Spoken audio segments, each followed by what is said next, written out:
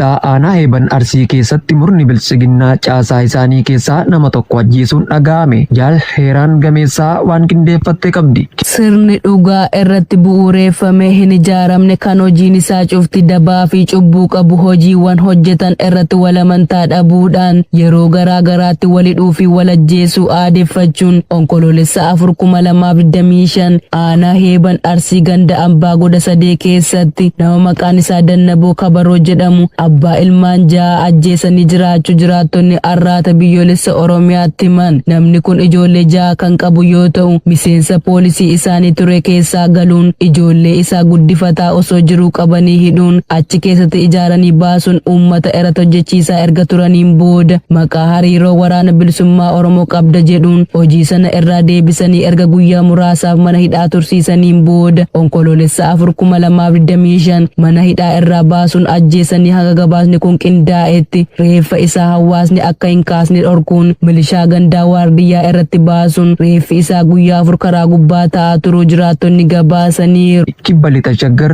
aanaa Qarsaa Maallimaa fi Toleetti loltoonni murna bilchiginnaa dararaa reebicha hidhaa fi saamicha irratti bobba'anii jiraachuun himame. Guutuu gabaasichaaf Jaaljeksaa Sirna. Dhiibbaan waraana murna gabroonfataa bilchiginnaan godina kibba lixa Shaggar aanaalee Qarsaa Maallimaa fi Toleetti raawwatamaa jiru daran cimee kan jiru yoo ta'u loltoonni sirnichaa uummata nagaa hirmaannaa siyaasaa dhaaba kamiyyuu keessaa qooda hin fudhanne maqaa hidhata waboo qabdu jedhuun gidirsaa jiraachuun ibsameera. Akka jiraattonni jedhanitti waraanni sirnichaa kanneen kabaja namoota dhuunfaa fi sirna qeenxee tiksuuf maallaqaan bitamanii gochaawwan hamminaa geggeessaa jiran gandoota baadiyyaa aanichaa keessa bobbaafamanii rakkoowwan ulfaatoo raawwachaa kan jiran yoo ta'u daa'immanii kaasee hanga maanguddootaatti reebicha irratti raawwachuu fi hiraarsuu haalaan jabeessuus dubbatu. Kana malees daangaa darbe guutuu onoota kanneenii keessatti bifa addaan gaggeeffamaa jiraachuu himuun namoonni daandii irraa qabamanii hidhamuu maqaa maatii qabsaa'otaa fi sabboontota jedhuun hojiiwwan loojistikii seelii waboo dabballootaa fi kanneen biroon himatanii murtii seeraa tokko malee waggoottanii fidanii gidirsaa jiru. Dabalataanis saamichi maqaa deeggarsa paartii badhaadhinaa kaffaltii tumsaa fi gargaarsa humnoota milishaa akkasumas waraanaa gargaarsa fannoo diimaa fi buusaa gonofaa kan jedhuun harkaa guuraa akka jiranis itti dabaluun addeessanii jiru.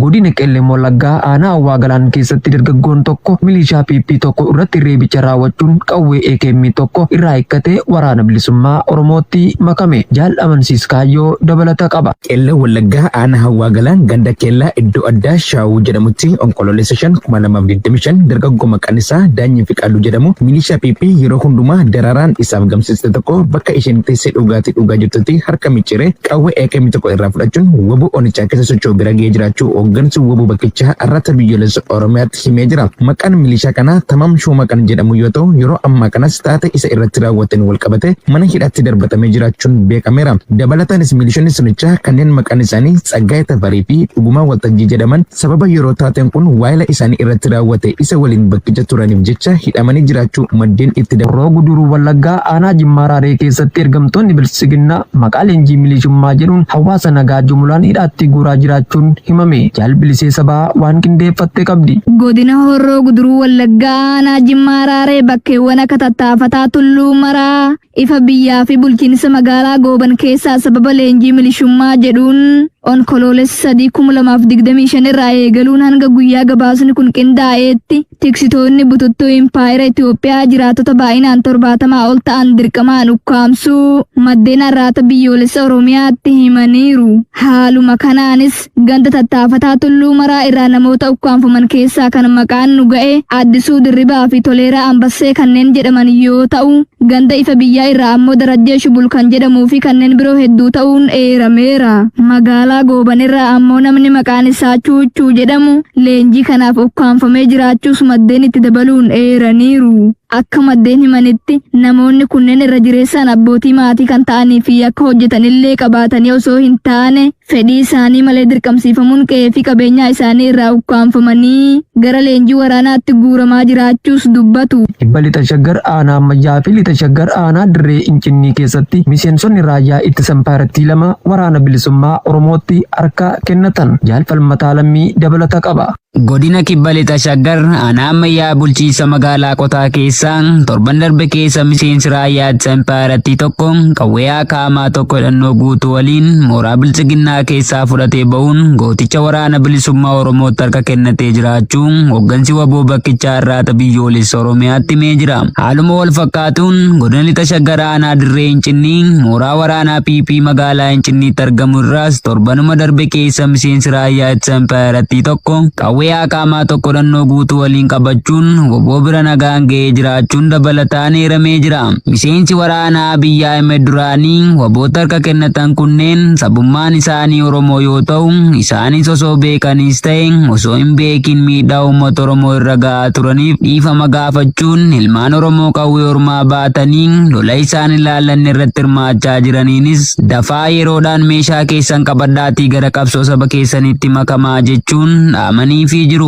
Lixa Harargee aanaa Doobbaatti kaabinoonni bilchiginnaa lafa qonnaan bultoota Oromoo irraa fuuchuun dhalattoota Somaaleef kennaa jiraachuun himame. Guutuu gabaasichaaf jaalsa baafan Waaggaarii. Godina Lixa Harargee aanaa Doobbaa ganda Ifaadiinii jedhamu keessatti kaabinoonni bilchiginnaa lafa qonnaan bultoota Oromoo irraa fuuchuun dhalattoota Somaalee irraa maallaqa guddaa fudhachuun itti gurgurataa jiraachuu jiraattonni araddichaa arraata biyyoolessa Oromiyaatti himanii jiru. Bulchiinsaa fi nageenya aanaa Doobbaa kan ta'e namni maqaan isaa Abdurazaaq jedhamu bulchaa araddaa Ifaadiinii kan ta'e nama Roobaa jedhamu waliin ta'uun qonnaan bultoota Oromoo boochisanii lafa isaanii humnaan irraa fuuchuun kaabinoota gurgurachaa jiran ta'uun isaanii dhaga'amee jira. Kana malees shira ittiin hawaasa Oromoo fi Somaalee gidduutti diinummaa uuman kalaquun gama daangaan rakkoo fi walitti bu'iinsi akka babal'atu gochuun hoggaa hawaasni Somaalee ilmaan Oromoo miidhan callisanii ilaaluu fi kanneen to'annoo seeraa jala oolan ammoo qarshii guddaa irraa nyaatanii gadi dhiisaa kan jiran ta'uu maddeen itti dabaluun ibsanii jiru. Qonnaan bultoonni araddichaa saamicha lafaa fi rakkoo siyaas-diinagdee isaan mudatee jiru qaama itti iyyatan dhabanii rakkachaa kan jiran ta'uun yoo isaan gaaffii haala argataniin dhiyeeffatanis maqaa isaan hin qabne itti maxxansuun yakkanii kan dararan ta'uu fi kaabinoonni bilchiginnaa aanicha keessa jiran dantaa sabarraa dhalatanii dhabuun dantaa isaaniif jecha lafa qonnaan bultoota Oromoo hawaasa Somaaleef gurguraa kan jiran ta'uu bulchiin mormitoota Faalistiin deggeran naannoo imbaasii Israa'el Ateensi jirutti gaazii imimmaan nama boochisuu dhukaase. Gabaasa qindaa'eef Jaalirbuu Dhugaa.